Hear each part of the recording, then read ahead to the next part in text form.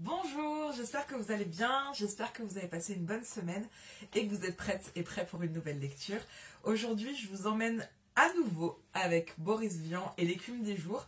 Ça fait partie des recommandations que j'ai reçues suite à la story que j'ai fait en début de semaine, vous demandant si vous aviez des livres que vous aimeriez partager avec moi.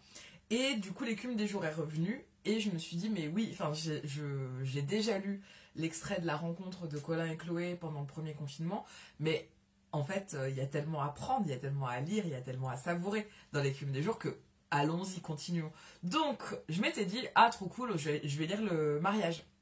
La scène de mariage, qui est un peu longue, et du coup, il faut que je vois si je peux pas faire des coupes. Et avant le mariage, franchement, j'ai envie de vous lire le premier baiser qu'il y a eu entre Colin et Chloé. Donc, je vous emmène au chapitre 14 de l'écume des jours, qui est, enfin là, dans cette édition, qui est le vieux bouquin de quatrième, qui me suit toujours. Je n'ai pas du tout beaucoup lu, ce livre. Et donc, allons-y pour le chapitre 14. Le banc paraissait un peu humide et vert foncé. Malgré tout, cette allée n'était pas très fréquentée et il n'était pas mal. « Vous n'avez pas froid ?» demanda Colin.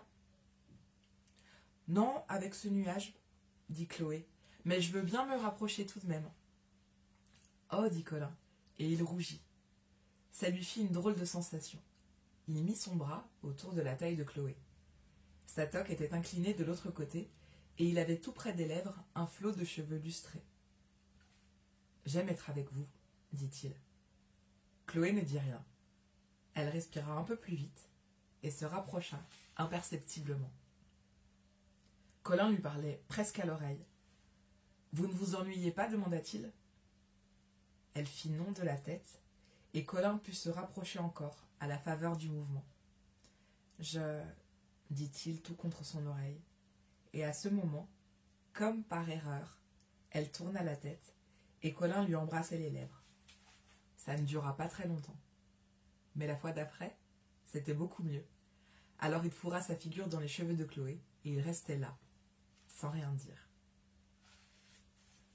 Voilà, un peu de douceur, un peu de poésie, beaucoup d'amour, et oui, cette petite...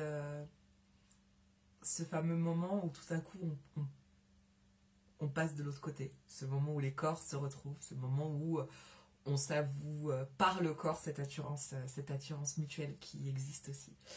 Je trouve ça très très beau, donc je suis très heureuse de le partager avec vous. Je vous souhaite un très bon week-end et je vous retrouve dans 15 jours pour une nouvelle lecture.